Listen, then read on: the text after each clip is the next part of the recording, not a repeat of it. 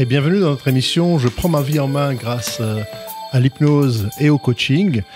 J'ai le plaisir d'accueillir aujourd'hui Rav Yonatan Ben-Chitrit. Rav Ben-Chitrit, bonjour. Bonjour, enchanté. Et j'ai également le plaisir d'être le premier à participer à cette émission en direct sur le bien-être sur Radio Anguin, IDFM 98, après cette pandémie, après ce confinement. Et finalement, on se retrouve ici. Donc c'est quand même c'est un honneur et c'est un grand plaisir de retrouver également Philippe à la technique. Bravo. Merci Philippe pour le bon travail dans les mesures de sécurité qu'on a tous prises. Et donc on va parler aujourd'hui justement des conséquences psychologiques que le confinement a eu sur nous, a eu sur la population. Certains avec des conséquences positives, d'autres avec des conséquences moins positives. Alors Rav Ben-Chitrit, vous êtes conférencier, vous donnez beaucoup de conférences, beaucoup de cours qui sont spécialement axés sur la Torah bien sûr, mais sur l'aspect de l'inconscient, du conscient, de tous les messages cachés que les textes nous apportent et comment pouvoir justement appréhender et aborder une telle situation telle qu'on l'a vécue. Exactement. C'est-à-dire qu'on va essayer de... En fait, l'intérêt des cours, en fait, c'est essentiellement de découvrir l'humain. C'est de savoir de quoi nous sommes faits, de bonheur, d'anxiété, et essayer d'expliquer aux gens comment on peut les solutionner, comment il est nécessaire de vivre avec. C'est-à-dire qu'on n'est pas là pour occulter les problèmes, puisqu'ils sont présents, mais essayer de s'y confronter et essayer de les vivre au mieux possible pour essayer de s'aguerrir. C'est la faculté que nous avons d'exister. Et pour expliquer ça, en fait, c'est important peut-être d'introduire. Vous savez qu'en hébreu, il y a des mots en hébreu qui définissent les éléments qui les composent. Alors on sait que, tout le monde le sait, que en hébreu, Adam, qui veut dire l'homme en hébreu, est composé de deux syllabes, Aleph. La lettre Aleph en hébreu, qui est la première lettre de l'alphabet, c'est le 1. En fait, c'est le 1. Et le Dam, Aleph, Dam, c'est le sang. En hébreu, le sang. C'est-à-dire que on est composé de quelque chose d'unique et de sang. Le sang, ça correspond au corps. Et le Aleph, le fameux 1, correspond à ce qui est unique, en fait. Pourquoi c'est unique? Pourquoi c'est exceptionnel? Parce que 2 a une origine. 2 est né de 1. Mais 1 est né de quoi? Alors, il est né de rien. On a quelque chose qui est né de rien en nous. On a une âme. C'est-à-dire qu'on a quelque chose qui est la composante paradoxale de quelque chose de très, très spirituel, qui est l'âme. Et on a quelque chose de très physique, oui, qui est le corps. Et on doit vivre avec les deux. C'est-à-dire qu'on est capable à la fois de devoir composer, puisqu'on s'appelle Adam, c'est-à-dire qu'on a la capacité d'exister avec ces deux éléments contradictoires qui sont l'âme et qui sont à la fois le corps. En fait, pourquoi on établit qu'on a une âme et qu'on a une conscience qui vient de l'âme? Parce que si vous cherchez à savoir où se trouve l'énergie que vous avez en vous, ben dans chaque appareil, il y a une batterie, je sais pas, dans une voiture, il y a une batterie électrique, il y a des piles dans des appareils électriques. Elle est où l'énergie? On sait qu'on a de l'énergie en nous. On voit bien que quand on analyse, quand on est capable de mettre des électrodes sur un cerveau et qu'on réfléchit, on voit qu'il y a des ondes électriques qui alimentent les éléments qui composent notre cerveau. D'ailleurs, on dit un électrocardiogramme. Un électrocardiogramme. Mais elle est où la pile? Elle est où la pile? Si vous cherchez la pile électrique, elle est où? D'accord? Enfin, on se rend compte qu'il n'y en a pas. Donc, la pile électrique, en fait, c'est l'âme. Oui, il y a quelque chose d'électrisant. La preuve, c'est que la personne décède, elle perd cette électricité, cette énergie qu'elle a en elle. Mais le problème, c'est qu'on a une composante de deux choses contradictoires. On a quelque chose qui s'appelle le corps, qui est une attirance vers la matière, et on a quelque chose de spirituel en nous, qui est une attirance vers le spirituel, vers ce qui est psychique, vers quelque chose qui est de l'ordre du surnaturel. D'accord. Et en fait, on est contracté par ces deux contradictions.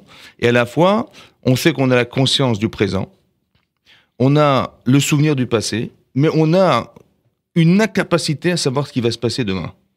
Et cette problématique-là, ce qui va créer l'anxiété, qui va créer l'angoisse, c'est l'inconnu du lendemain, c'est de ce qui va se passer demain. Il y a des choses qui nous échappent et qui vont créer de l'anxiété. Et ça, c'est un souci parce qu'on est de toute façon composé de cette manière. Ça veut dire qu'on soit croyant ou pas, c'est-à-dire qu'on soit croyant, donc on accepte qu'on a été créé de cette manière, et qu'on soit non croyant, c'est une évidence qu'on a une incapacité à savoir ce qui se passera demain. Et cet inconnu, elle trouble. Cet inconnu nous dérange. Voilà. Qu'est-ce qui va créer l'opacité au futur? Parce qu'on sait, d'après les textes des traités de Nida, par exemple, où on sait qu'un enfant, il a une capacité, un embryon a une capacité de savoir tout depuis la création du monde jusqu'à la fin des temps. Donc il a cette perception très large. Donc on voit que lorsque le corps est éliminé, entre guillemets, eh ben on a cette capacité à savoir l'avenir. Et lorsqu'on est, on tombe sur la règle de la vie qui nous fait dire que tu n'as pas le droit de savoir. Il faut que tu découvres ce que tu dois découvrir et que tu vas appréhender cet inconnu. Et c'est ça qui va te permettre de te confronter. Donc c'était obligatoirement de cette manière qu'on allait devoir vivre. Donc tous les paramètres qui vont composer nos vies, ils vont être composés de ça. Ça, c'est une chose à comprendre. La troisième chose à savoir, c'est qu'on n'a pas choisi de vivre. La troisième chose à savoir, c'est qu'on n'a pas choisi notre vie, on n'a pas choisi notre taille, notre couleur de peau, notre intelligence, notre sensibilité, on n'a rien choisi du tout. Donc ça veut dire que tout ce qui me compose, eh ben, je ne l'ai pas choisi. Donc mon intelligence, si je pense, je le subis, voilà, je suis né comme ça. Si je vois, je l'ai subi. Si je suis capable d'entendre, si je suis capable de parler, si je suis capable de me mouvoir, tout m'a été donné. Quand on est croyant, on sait que c'est Dieu qui nous l'a donné. Que tout ce qui existe autour de nous, nous n'avons pas créé. Ça a été déjà préexistant lorsqu'on est arrivé sur la Terre. Autrement dit, ce que nous sommes, ça vient pas de nous. Et ce qui existe ne vient pas de nous. Donc si je pense, c'est grâce à Dieu, on va dire si je suis croyant, c'est grâce à Dieu que je pense, c'est grâce à Dieu que je vois, c'est grâce à Dieu que j'entends, c'est grâce à Dieu que je suis capable de me mouvoir, c'est grâce à Dieu que tout existe autour de moi. Au final, qu'est-ce que je suis dans tout ça? Puisque si j'ai fait quelque chose, c'est grâce à Dieu. Si j'ai pensé, c'est grâce à Dieu. Si j'ai vu, c'est grâce à Dieu. Si j'ai entendu, c'est grâce à Dieu. Si tout ce que je vois autour de moi, si je me nourris, c'est grâce à Dieu. Si j'arrive à respirer, c'est grâce. Donc qu'est-ce que je suis au final? En vérité, on va se rendre compte que ce qui nous reste, c'est de faire de soi quelque chose. C'est-à-dire le choix. Voilà, il faut choisir. Qu'est-ce que tu fais de toi? Tu as une intelligence, qu'est-ce que tu fais avec? Tu vois, qu'est-ce que tu fais avec tes yeux? Tu écoutes, qu'est-ce que tu entends? Et c'est important que dorénavant, la problématique va être la suivante. Il faut faire un choix. Ça veut dire que quand je suis dans l'anxiété, j'ai deux façons de réfléchir. Soit je me dis, je meurs avec mes angoisses, soit je vis avec. Vous avez compris? Et la Torah nous préconise qu'on doit vivre avec. On ne doit pas mourir avec. Ça va? Et donc, quelque part, lorsqu'il m'arrive un problème, ou je tombe dans un trou carrément, c'est-à-dire que je suis aveuglé, je suis complètement désemparé par ce qui m'arrive et je perds tous mes moyens. Je pense pas que c'était ce qui était préconisé au départ. Donc au contraire, il faut essayer de comprendre que la vie est faite d'obstacles, la vie est faite de difficultés qui ont été pensées, organisées, pour que justement on arrive à s'améliorer. C'est ça, et c'est donc aussi à changer cette perception. Obligatoirement. On change les filtres que l'on a par rapport à ses yeux, puisqu'on peut voir les choses d'une manière positive ou négative, et donc choisir autrement, de voir la vie autrement. Exactement.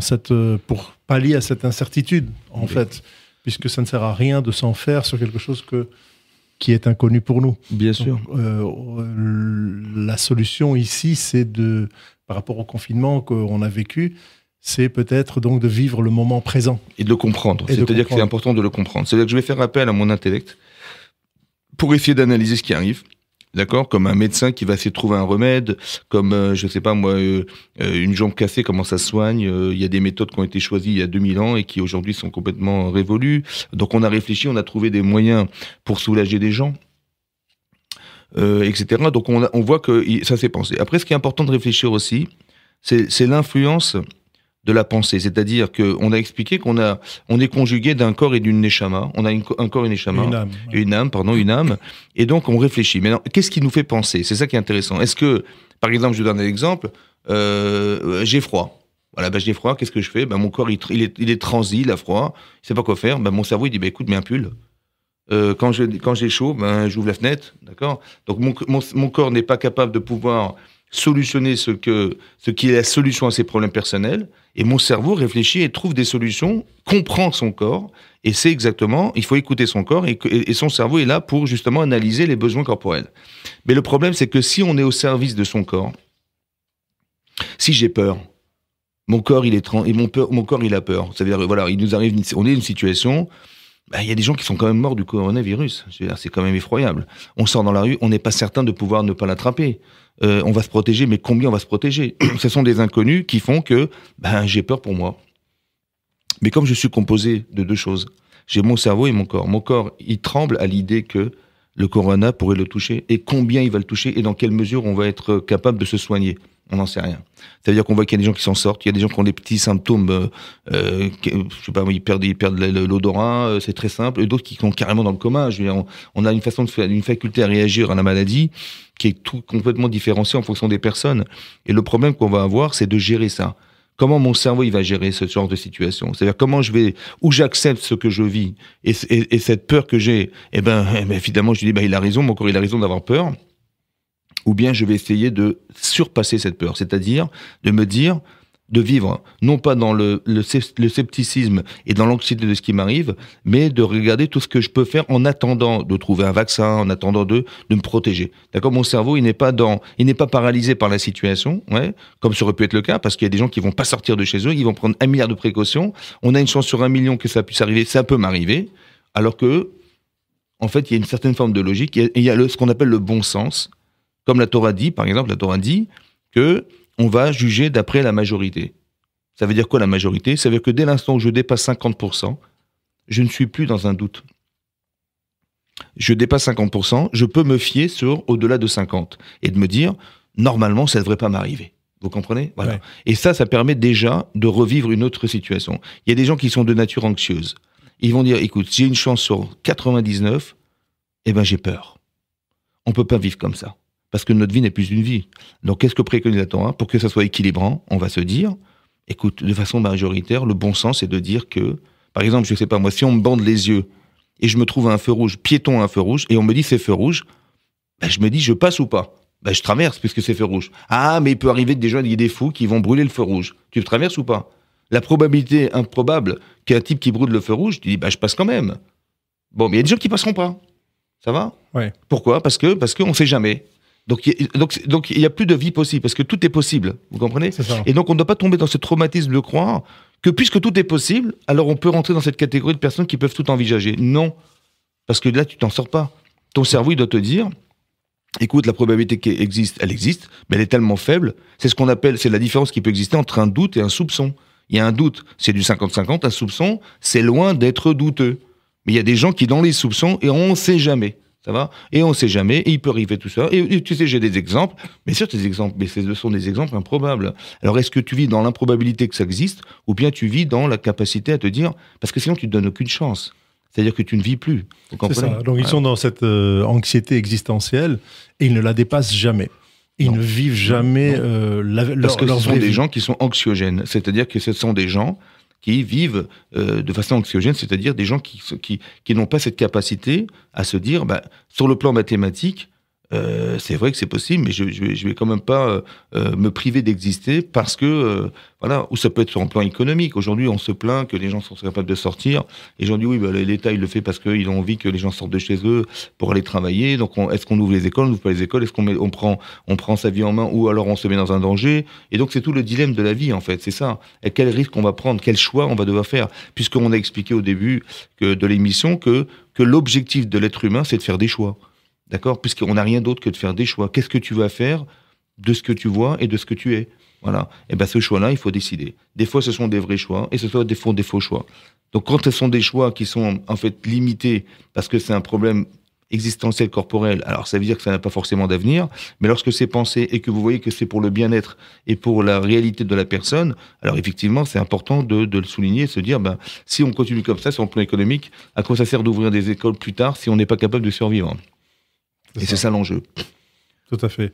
Donc il faut en fait accepter la situation, se laisser aller au fait que oui, il y a cette insécurité, mais on va se dépasser. Voilà. On va se dépasser pour ne pas être limiter sa vie et être totalement bloqué.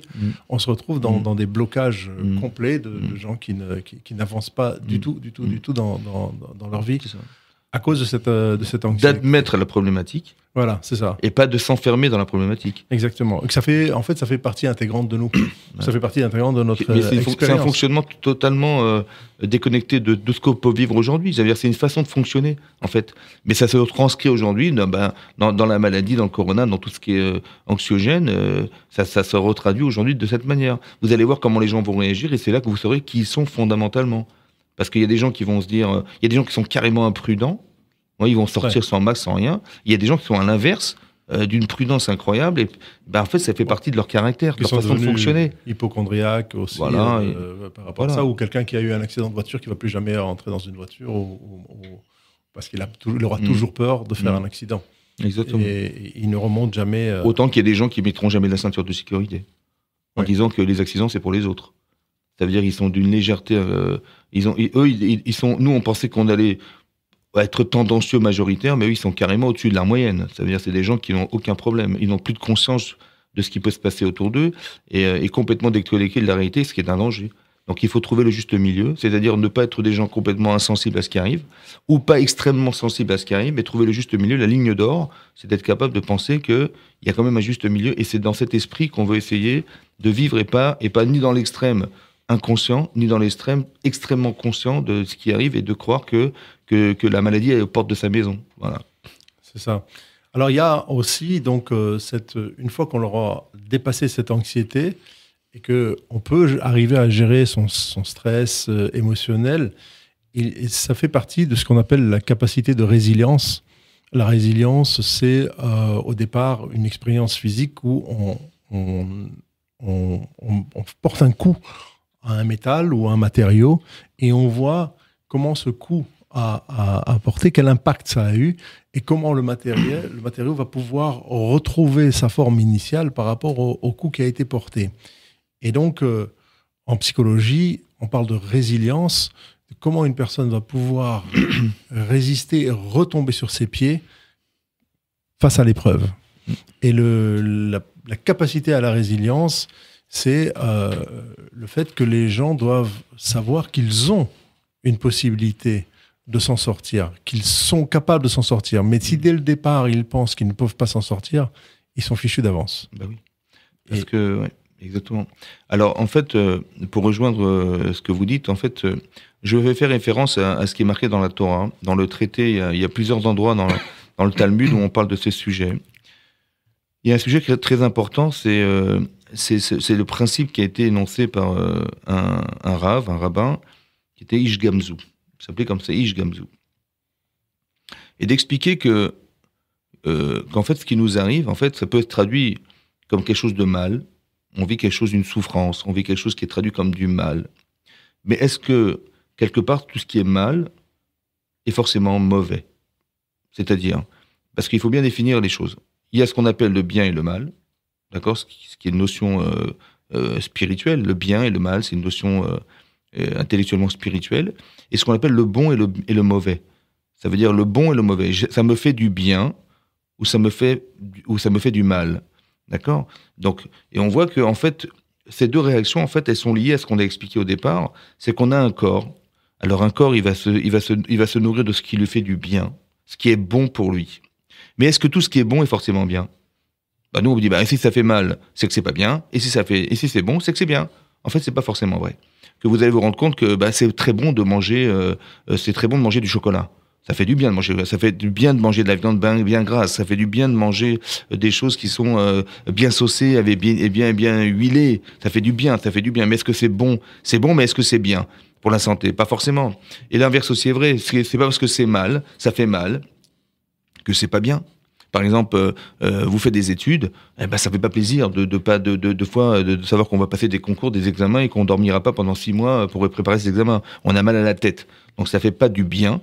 Mais c'est pas parce que ça fait pas du bien que c'est pas bien. Parce que le résultat, il est bon. C'est-à-dire que je vais devenir une personne spécialisée parce que je me suis acharné à essayer de comprendre ce que je devais faire dans ma vie. Et le résultat, il est bien. Donc ça veut dire que, autrement dit, ça veut dire qu'on est capable de croire que c'est pas forcément lié. C'est-à-dire, c'est pas parce que c'est mauvais que c'est mal. Et c'est pas parce que c'est bon que c'est bien. Des fois, c'est même l'inverse.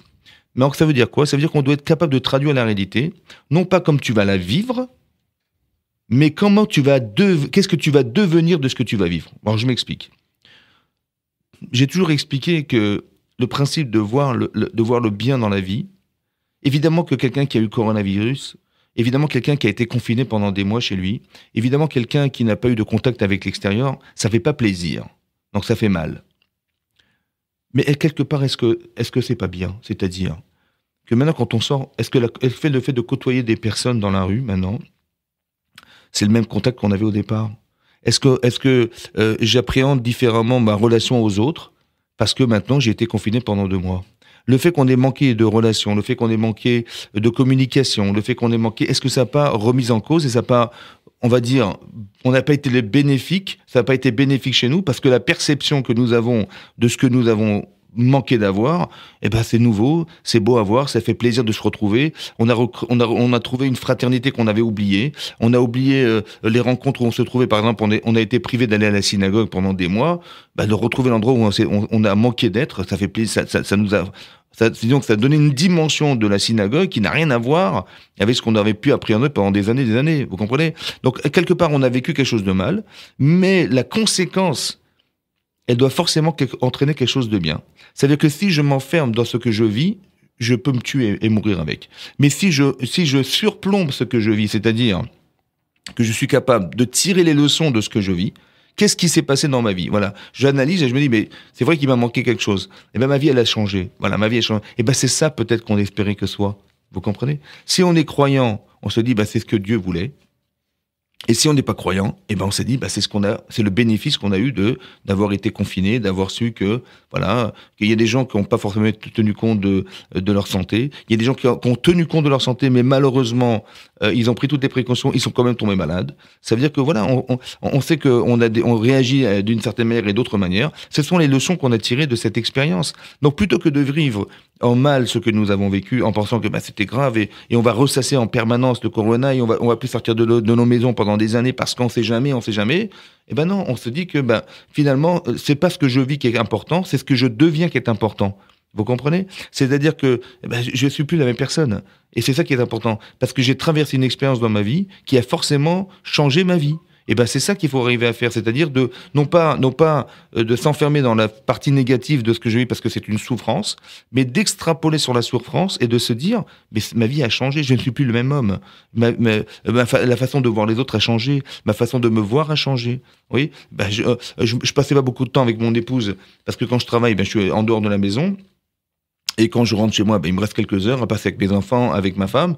Et là, tout à coup, soit je le vis bien, soit je le vis mal, mais j'ai passé mes journées avec ma femme et mes enfants à la maison. Soit je le vis mal parce que je ne me suis pas habitué. Et donc, on risque de tomber dans les disputes, on risque de tomber dans un conflit marital, conflit parental, qui fait que ça nous agace d'avoir les enfants en permanence dans les pieds, ça nous agace d'avoir notre femme toujours derrière nous, ou alors je le vis bien, je me dis tiens, c'est l'occasion jamais de pouvoir rencontrer plus encore mon épouse que ce que je le faisais auparavant. Je vais discuter d'autres choses, je vais passer plus de temps avec elle, et avec mes enfants c'est pareil. Donc soit je le prends comme un mal, soit je le prends comme un bien. Et cette façon de le réfléchir, c'est ça qui est important. Il faut qu'il soit passé forcément quelque chose. On n'a pas vécu quelque chose pour rien, vous comprenez? C'est-à-dire que si finalement on a souffert de l'expérience qu'on a eue, ça n'a servi à rien. Par contre, si je suis devenu parce que j'ai vécu, alors je peux dire que ça a servi à quelque chose. C'est comme ça qu'on va échapper à la souffrance, et c'est de cette manière qu'on va échapper, parce qu'on va traduire la vie, non pas comme elle est vécue, parce que évidemment ça a été difficile, c'est vrai, ça ne peut pas le renier, mais qu'est-ce que tu es devenu dans cette difficulté? C'est ça qui compte. Est-ce que ça t'a changé quelque chose? Est-ce que dorénavant tu as des outils pour te battre contre la souffrance? Est-ce que tu as des outils pour revaloriser ta vie? Est-ce que tu as des outils pour reconsidérer les autres? Oui. C'est grâce à ça. Tu peux être fier et sorti grandi de cette expérience. Là, ça a été bénéfique. Mais si tu restes enfermé dans ce que tu vois et être enfermé dans ce que tu te souviendras, voilà. Par exemple, je vous donne un exemple très simple. Mais imaginez-vous, vous avez un enfant, vous avez un petit bébé de 3 mois et et il a une bronchiolite, il a beaucoup de mal à respirer, il a des glaires et on est en panique. Il est minuit, l'enfant il étouffe. Il a 3 mois. Qu'est-ce qu'on fait? J'appelle le SAMU. Le SAMU arrive en vitesse. Il me dit, mais qu'est-ce que vous faites là? Mais allez vite à l'hôpital. J'ai dit, mais quoi? Mais vous voyez pas que votre enfant, il étouffe? Et on est en panique. Avec mon épouse, on est en panique. On va tout de suite à l'hôpital. On va à l'hôpital. Et qu'est-ce qui se passe? Il dit, oui, il n'est pas en bon point. Il commence à perdre du poids et se déshydrater. Et on passe la nuit avec lui et on pleure. Et on s'est dit, mais comment ça va se passer? On est dans l'inquiétude. Et le lendemain matin, ça va toujours pas trop bien. Et en fin de compte, finalement, en fin d'après-midi, il s'en est sorti. La veille, ça allait très bien. Le soir même, c'était la panique. La journée, c'était la folie. Et quand on est sorti, c'était comme avant. Ça veut dire que ce qu'on a vécu pendant 24 heures, avant, c'était super, après, c'était super, et pendant, c'était catastrophique. Mais pourquoi vivre une expérience pareille? Mais vous savez comment on a eu peur? On a eu peur de ce qu'on a vécu. Et ben et chaque fois que je veux passer par l'hôpital, je dis non, ne me rappelle pas l'hôpital, ça me rappelle cet incident avec mon enfance. Non. Je dis non, c'est pas ça qu'il fallait comprendre. T'as eu peur? Tu as eu peur? Oui, mais pourquoi tu as eu peur? Ben, j'ai eu peur parce que j'ai eu peur de perdre cet enfant. J'ai eu peur de ne plus pouvoir le revoir. Je dis, mais cette peur, elle est révélatrice de quoi? Ben, elle est révélatrice de l'amour que tu as de cet enfant. Maintenant, tu sais combien tu l'aimes. Avant, tu savais pas. Il y a 2 jours, tu disais, mais j'aime mon enfant comme tout le monde. Mais grâce à cette expérience, tu peux avoir la conscience de l'amour que tu lui dois. Parce que comment tu l'as su? Ben, parce que l'expérience faisant, tu sais que tu as pleuré pour ne pas qu'il disparaisse. Mais ce pleur est révélateur de l'amour que tu as vis-à-vis de cet enfant. Donc, au lieu de te rappeler des souvenirs négatifs d'être passé par l'hôpital, tu vas profiter de cette occasion de savoir, c'est ça qu'on a voulu t'apprendre, combien tu aimes ton enfant. Tu l'aimes pas comme tout le monde dorénavant. Exactement. Cette expérience va faire que, tu sais combien d'amour tu as pour lui. Ben, c'est ça que tu dois lui donner. Et tu le sais maintenant, puisque tu as failli perdre ce que tu espérais de plus cher. C'est ça. En fait, il faut toujours faire un peu comme pour venir à Ishgamzu qui disait... ça aussi, c'est pour le bien. C'est ça. Et il faut faire ce qu'on appelle un recadrage. Il faut toujours recadrer. On est dans un certain cadre, on croit qu'on est dans un certain cadre, et on doit recadrer, on doit se recadrer soi-même pour dire non, je vais placer le cadre ailleurs, donc je vais avoir une autre vue. Et la logique, c'est de dire qu'est-ce que j'ai gagné d'avoir vécu ça? Exactement. Qu'est-ce que j'ai gagné, pas qu'est-ce que j'ai perdu. Parce que quand je ressens les odeurs des terres dans l'hôpital, quand je revois les infirmières, quand je revois le médecin, quand je revois le cadre de l'hôpital, pour moi, c'est une angoisse.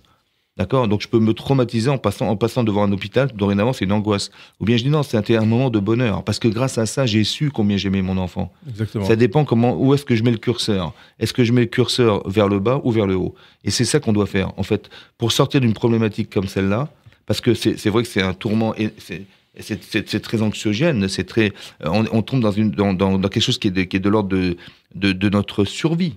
Parce que quand on perd un enfant, c'est une catastrophe. Et donc, on a failli perdre cet enfant, mais en fait, ça a révélé quelque chose de très fort. Je savais que je l'aimais, mais que je ne savais pas combien. Ouais. Et c'est ça que ça a permis de savoir. Et tu sais combien tu peux donner. Tu peux pas dire, ah non, c'est trop dur. Ah non, c'est trop. Ah non, mais ça prend trop de temps. Ah, je vais pas passer autant de temps avec lui. Non, mais tu peux plus maintenant. Parce que tu sais combien tu l'aimes.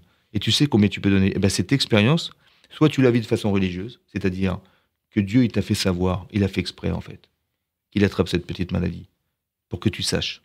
C'est ça. Ou tu le vois comme ça. Donc, c'est-à-dire que tout ça, ce sont des messages, des clins d'œil du ciel, soit parce qu'il t'accompagne, soit tu le comprends comme quelqu'un qui n'est pas religieux, mais qui comprend que voilà, j'ai tiré une expérience de ma vie. Voilà. Il y a 2 façons de réfléchir, soit sur le plan philosophique, soit sur le plan religieux. Mais les 2 sont vrais. Tout à fait. Après, on n'est pas obligé de croire qu'il y a une différence entre le religieux et le philosophique. C'est pas vrai. En fait, on peut très bien être un scientifique et comprendre que c'est Dieu qui est derrière. Parce que la problématique scientifique de m'expliquer que le monde est le monde sans que ça ait été pensé. C'est-à-dire le monde est une telle complexité, l'être humain d'une telle complexité, que j'ai du mal à croire que ça a été fabriqué comme ça sur un Big Bang, un coup de baguette magique. Donc il y a forcément quelque chose qui est de l'ordre de la pensée derrière, parce que si c'est intelligent, c'est que c'est forcément réfléchi. Donc comment on peut créer de l'intelligence sans avoir réfléchi au départ? Quand le Big Bang, c'est une explosion qui a créé le monde.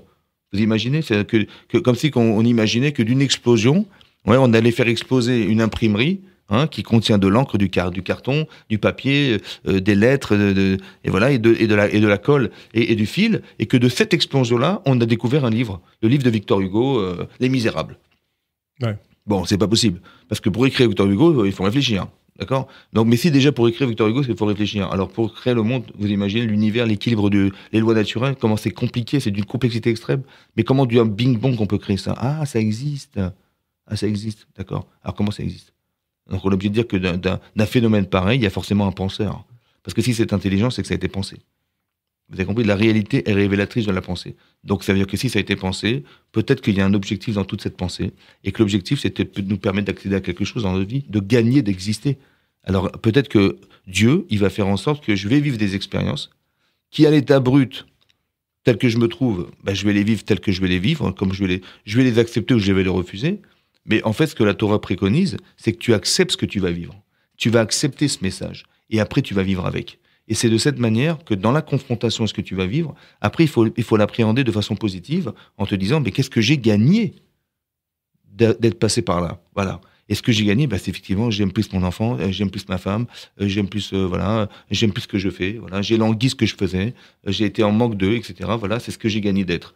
Et donc pas de s'enfermer dans l'angoisse d'avoir été confiné chez soi. Et pendant 2 mois, vous imaginez, on va se ressasser, comment c'était dur, et on n'a pas travaillé, et on a perdu de l'argent. Et finalement, c'est un constat qui ne sert à quoi, qui ne sert à rien. Ouais. Que juste que de créer de l'anxiété et de s'auto-alimenter dans son problème. Et de la déchéance morale, ça n'a aucun sens. Et pour se détruire, il n'y a pas mieux. Ça veut dire si on veut rentrer dans une spirale dans laquelle on ne sortira jamais, parce qu'on ne peut pas changer le passé, voilà, on ne pourra jamais changer le passé, si on veut vivre cette expérience de vie de cette manière, je pense que ça n'a aucun sens, et c'est justement pour ça qu'on fait cette émission, pour expliquer aux gens qu'on n'est pas dans la faculté à répéter des choses anxiogènes, mais au contraire de tirer les expériences de ce qu'on a vécu pour justement être différent demain. Tout à fait, on va sur ces belles paroles prendre une petite pause musicale. Vous êtes bien sur IDFM 98, Radio Anguin.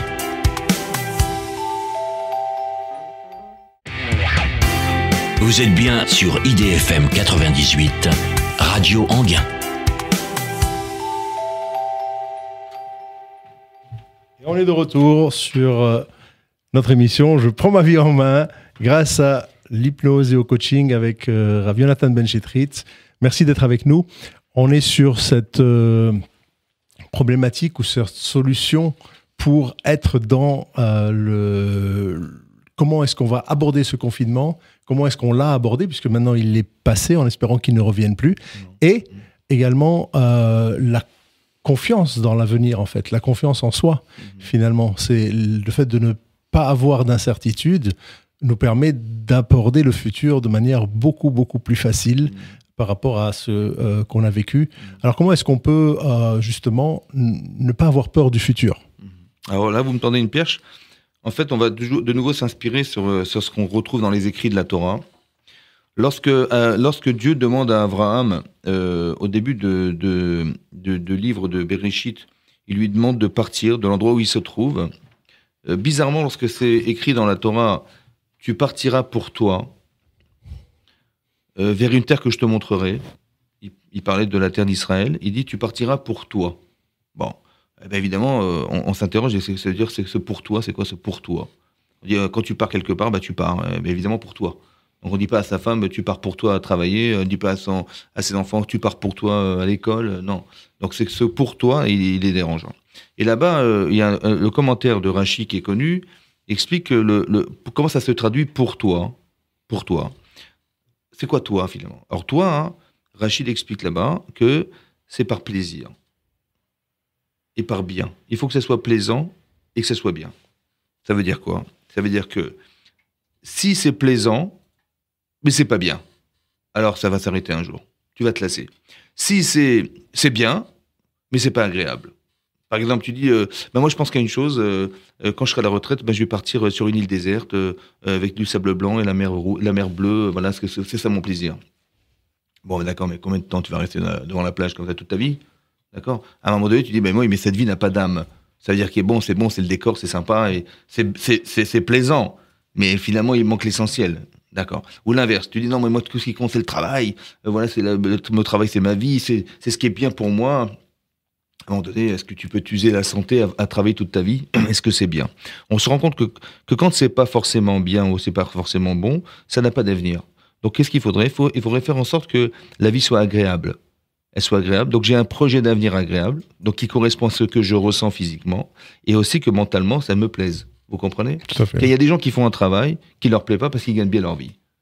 D'accord ? Donc, ils font un travail, ils ont fait Quand on demande à un jeune, qu'est-ce que tu veux faire comme étude ? Tu as 18 ans, tu passes ton bac. Ok, tu as passé ton bac, qu'est-ce que tu fais ? Je cherche un métier où je gagne bien ma vie.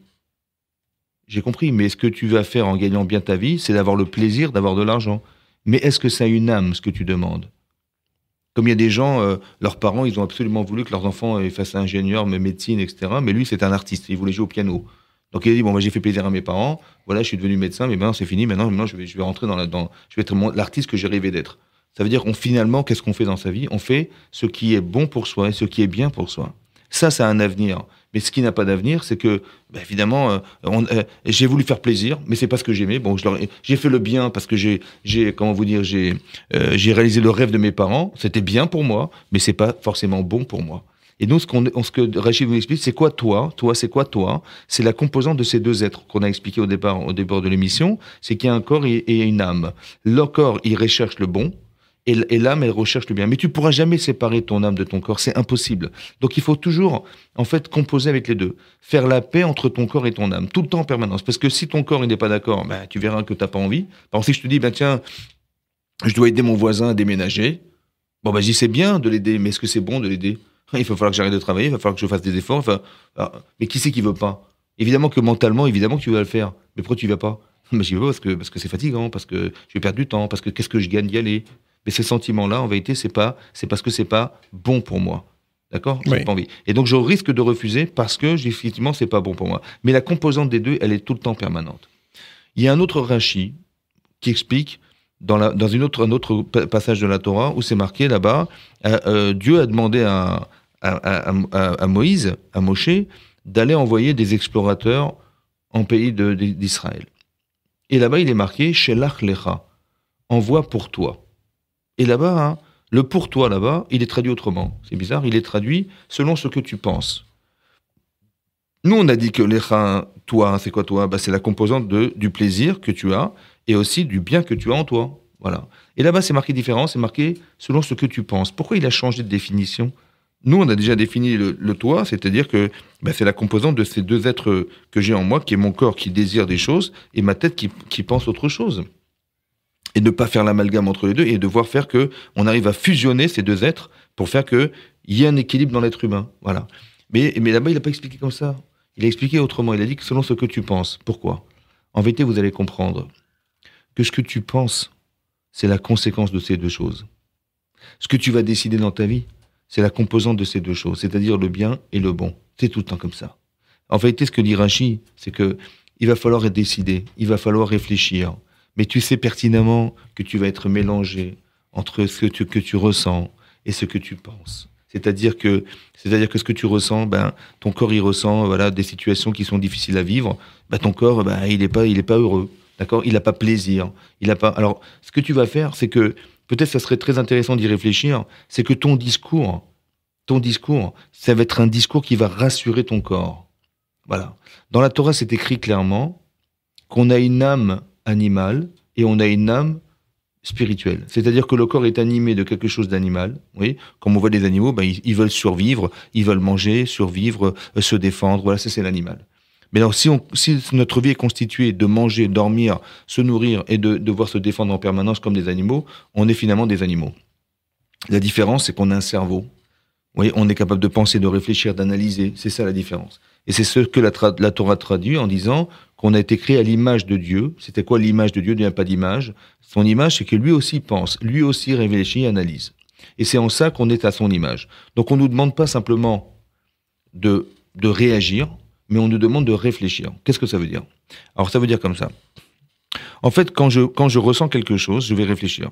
Mon cerveau, il va essayer de soulager mon corps.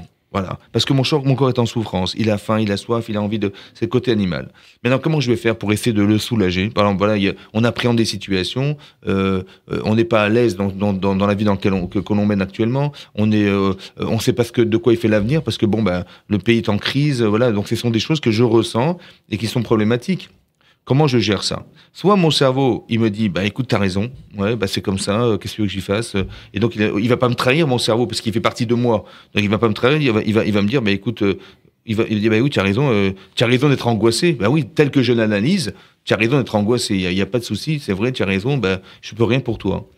D'accord? Parce que j'acquiesce ce qui m'arrive. Mon cerveau, il est là pour servir mon corps. Comme quand j'ai faim, mon cerveau, il me dit, ouvre le frigidaire. Quand j'ai froid, il me dit, mets un pull.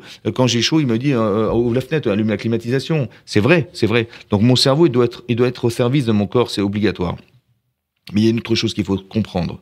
C'est que mon cerveau, il doit jamais être au service de mon corps quand on est d'abord dans l'analyse. C'est-à-dire, tu ressens quelque chose. Ton cerveau, il est pas là pour réaliser ce que tu ressens. Forcément. Parce que des fois, c'est pas bien pour toi.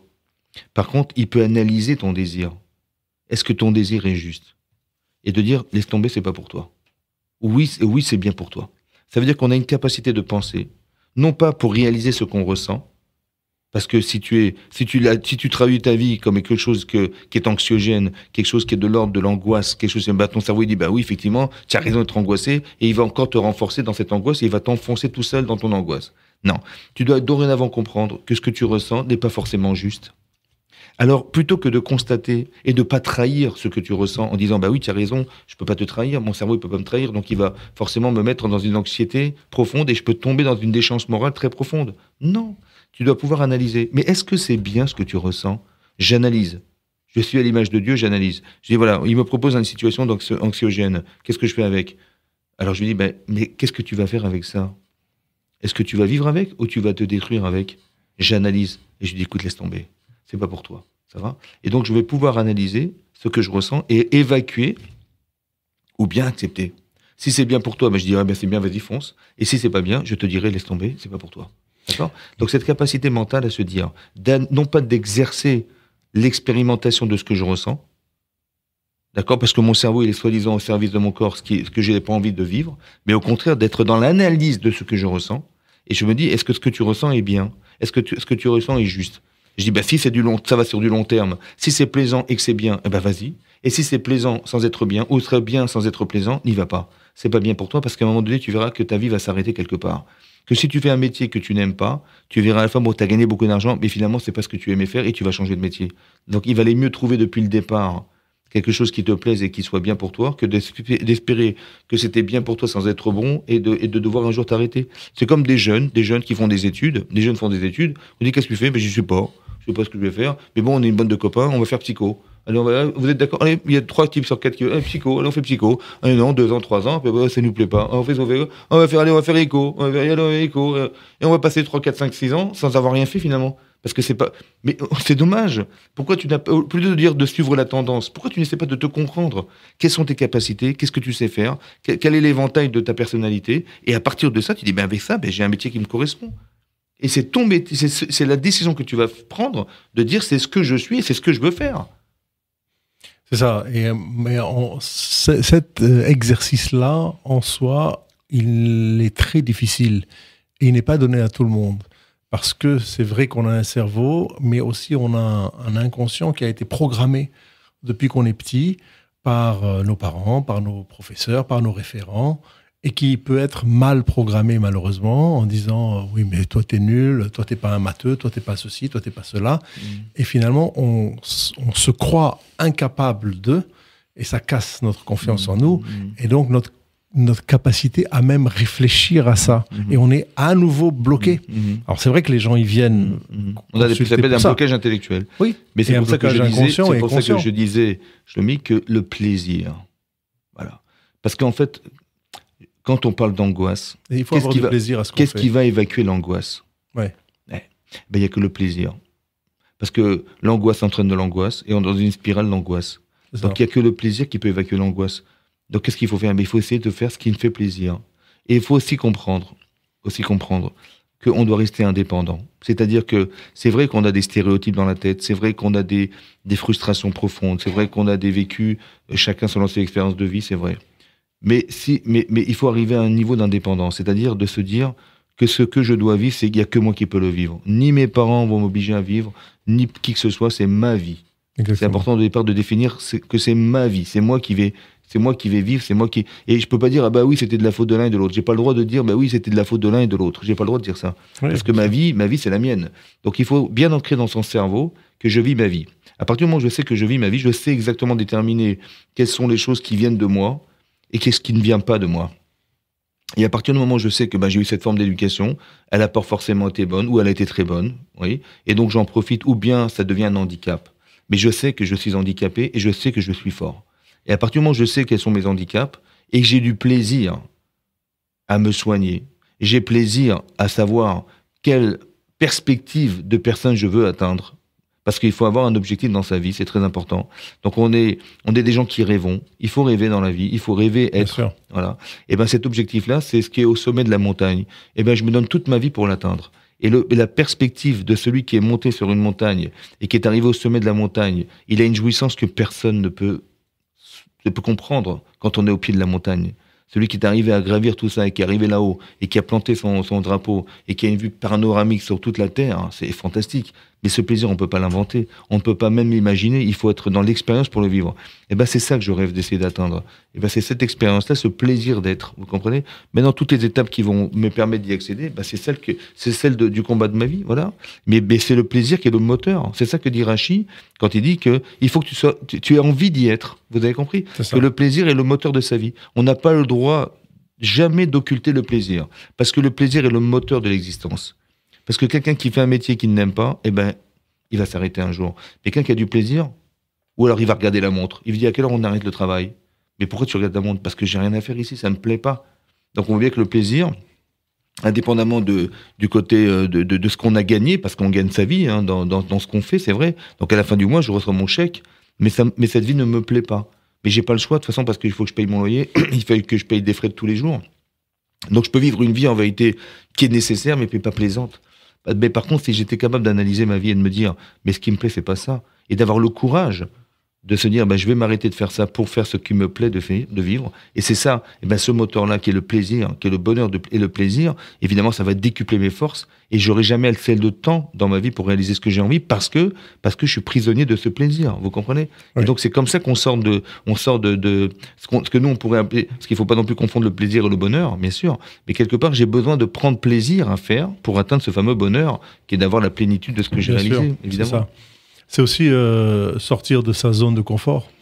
Ouais. Avoir le courage, comme vous avez dit, c'est avoir le courage, c'est se prendre en main soi-même, prendre la responsabilité de soi. Et aussi, à nouveau, je le répète, mais malheureusement, ça devient de plus en plus rare. Les gens qui se prennent en main et qui savent, qui peuvent changer parce qu'ils ont réalisé, ils ont réfléchi justement par rapport à leur propre vie, ce qu'ils pouvaient changer. Et malheureusement, ils restent toujours dans les mêmes schémas, et les mêmes schémas tout le temps, ils répètent tout le temps les mêmes erreurs, et puis ils se retrouvent... Alors ce qui est important de souligner aussi, ce qui est important de savoir, parce que pourquoi les gens en fait s'arrêtent à ce qu'ils doutent en fait, parce qu'ils se disent mais tout ce qu'il faut réussir à accomplir pour arriver à atteindre cet objectif, c'est trop grand, c'est trop dur, c'est trop long, c'est trop difficile. Et donc ils sont déjà paralysés par rapport à tous les objectifs qu'il faut, tous les obstacles qu'il faut traverser pour arriver au but. Et ça, ils se découragent avant même de commencer. Et donc ils se découragent avant de commencer. Alors ce qu'il faut se dire, c'est de dire, tu sais quoi? En fait, c'est ça la force de l'acte. C'est ça qui est extraordinaire. C'est que dans la Torah, on définit l'être comme un être pensant et un être actif. Voilà. Ouais. Mais non, dans la Torah, on nous demande d'agir. On n'est pas seulement des penseurs. On n'est pas. Je ne dis pas je pense donc je suis, parce que je me rends compte que quand je pense, je ne suis pas forcément la personne que je pense. Alors je vous donne un exemple. Si par exemple j'ai rêvé de sauter en parachute, bon, et puis je me dis je vais faire des cours de parachutisme, et quand je serai bien entraîné, je vais mettre une combinaison, je vais mettre un parachute sur mon dos et je vais monter dans l'avion. Ouais, j'ai vu tellement de films, j'ai vu tellement de cours, etc. C'est une expérience réelle, hein? C'est une expérience réelle? Non. et donc je vais mettre mon parachute sur mon dos et je vais monter à 3500 mètres d'altitude. Bon, mais quand on va ouvrir la porte de l'avion et qu'on va me dire saute, je vais appréhender la hauteur. Je vais dire mais attends. Mais pourtant, tu te vois sauter. Tu te vois dans ta tête, tu te vois sauter. Mais est-ce que tu es capable de réaliser ce que tu penses? Pas forcément. Donc, j'ai pas tendance à penser qu'on est parce qu'on pense. Non, tu es ce que tu vas faire. Parce qu'il y a une partie de toi qui n'est pas forcément capable de réaliser ce que tu penses. C'est quoi cette partie? C'est ton corps. Quand ton corps il va voir la hauteur, waouh, on n'est pas habitué à avoir de si haut, on n'est pas. Et si le parachute ne s'ouvre pas, et si je m'écrase au fond, etc., etc. Donc toutes ces appréhensions, en fait, elles sont révélatrices de la peur corporelle que j'ai de l'expérience. Mais est-ce que tu peux le faire? Ah, ça c'est autre chose. Donc la Torah définit l'être non pas comme un être pensant, évidemment qu'il faut penser, mais dans un être capable de réaliser la pensée. Parce que ce que fait l'acte on n'a aucun rapport avec la réalisation de la pensée. Ouais. Pourquoi? Parce que en fait, ce qui se passe, c'est comme ça. C'est ce qu'on appelle l'expérience. C'est pour ça que je disais que c'est important de passer la porte. Quand vous allez, par exemple, si je vous dis, vous allez, est-ce que vous êtes capable de plonger d'un plongeur de 5 mètres? Je dis, je vais essayer, je monte les escaliers, je monte l'échelle, et j'arrive au pied du plongeoir et je vois 5 mètres, je vois la piscine pas du tout comme avant, je vois les gens tout petits, je dis, mais attends, si je m'écrase sur l'eau, je vais me faire mal. Je dis, non, laissez tomber, je descends. Bon, je dis, ok, il n'y a pas de problème, donc 5 mètres, c'est trop haut. Tu sais ce qu'on va faire? Tu vas plonger d'1 mètre. 1 mètre, ça va? Tu dis, oui, 1 mètre, ça va. Donc, je plonge une fois, 2 fois, 1 mètre, c'est bon, je suis rassuré. Ok, on va monter à 1m50. Je dis 1m50, c'est déjà plus haut. Mais vas-y, saute. Je dis bon, 1m50, ça va, 50 cm. Et je plonge 5 fois 50 cm, 1m50. Après, je dis, allez, on va essayer 2 mètres. Bon, et je vais me roger 20 fois à 2 mètres. Et voilà, c'est rassuré, moi je suis rassuré. Et je monte, et je monte. En fait, qu'est-ce qui va se passer? Je vais me rendre compte que par l'expérience, je vais entériner mes peurs. Ça veut dire, au départ, pourquoi j'avais peur de plonger à 5 mètres?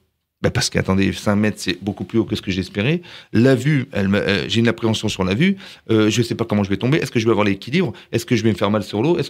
Mais toutes ces questions-là, ce sont les problèmes que j'ai. Mais si j'en solutionne 4 sur 5, mais je ne plongerai pas non plus. Mais alors comment je vais faire? Il faut qu'à chaque fois, je me rassure ouais, d'être capable d'eux. Et donc, je vais le faire par expérience. Et vous allez vous rendre compte que quand on passe la barrière de l'acte, c'est-à-dire qu'on est capable de plonger 5 fois à 1m50, 10 fois à 2 mètres, 20 fois à 2 mètres, à 2m50, 30 fois à 3 mètres, 40 fois à 4 mètres, 50 fois, 60 fois. À la fin, le parachutiste qui a sauté 100 fois, mais il rêve que d'une chose, c'est de ressauter encore une fois. Au départ, il faisait sur lui, carrément, et aujourd'hui, il est capable de penser, mais qu'est-ce qui a fait la différence entre une fois et 100? La différence, c'est que, comme vous dites, on passe par l'acte, et l'acte permet de rassurer son corps. Je savais pas que j'étais capable, j'avais peur de ce que j'allais voir. Et tout à coup, j'ai pris du plaisir à sauter. Ça veut dire que quand vous avez passé la porte d'une étape, vous êtes devenu quelqu'un d'autre.